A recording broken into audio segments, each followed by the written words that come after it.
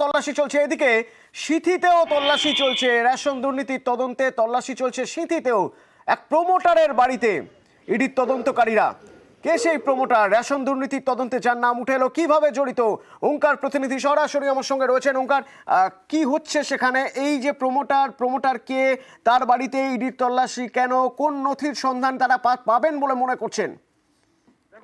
সিথির মোড় এলাকার বিটি রোডের উপরে কিন্তু এই পেশায় প্রমোটার ব্যবসায়ী গোপাল বণিকের বাড়ি, এবং এখানে কিন্তু এনফোর্সমেন্ট ডিরেক্টরেটের আধিকারিকরা আজ সকালবেলা এসে পৌঁছেছেন। মূলত রেশন দুর্নীতিতে তার নাম কিন্তু জড়িয়েছে, এবং সেই জায়গা থেকে দাঁড়িয়ে তার বাড়িতে কিন্তু এই মুহূর্তে তল্লাশি অভিযান চালিয়ে নিয়ে যাচ্ছেন এনফোর্সমেন্ট ডিরেক্টরেটের আধিকারিকরা। এবং যেরকম ভাবে খানিকক্ষণ আগেও দেখা গিয়েছে যে প্রিন্টার থেকে আরম্ভ করে ল্যাপটপ সব একের পর এক কিন্তু নিয়ে যাওয়া হচ্ছে, অর্থাৎ তার বাড়ির থেকে কিন্তু বেশ কিছু নথি উদ্ধার করতে পেরেছে। সেই নথি কপি করার জন্যই কিন্তু প্রিন্টার ইতিমধ্যেই নিয়ে যাওয়া হয়েছে তার বাড়িতে। এবং এর পরবর্তী সময়ে ধাপে ধাপে আরো জানা যাবে যে রেশন দুর্নীতিতে কিভাবে তিনি জড়িত, কোথা থেকে তার নাম এলো, সেই সম্পর্কে কিন্তু আরো সবিস্তারে আরো খানিকক্ষণ পৌঁছে যাবে।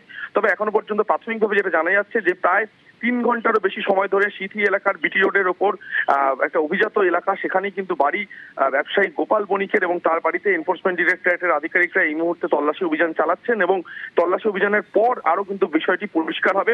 তবে ইতিমধ্যে যেরকম ভাবে দেখা যাচ্ছে ল্যাপটপ থেকে আরম্ভ করে প্রিন্টার সমস্ত কিছু নিয়ে যাওয়া হয়েছে, এবং এর থেকেই বোঝা যাচ্ছে যে বহু নথি কিন্তু তার বাড়ি থেকে উদ্ধার হয়েছে। সেই নথিগুলোকে কপি করার জন্যই এনফোর্সমেন্ট ডিরেক্টরেটের আধিকারিকরা প্রিন্টার নিয়ে এসেছেন। ধন্যবাদ ওঙ্কার।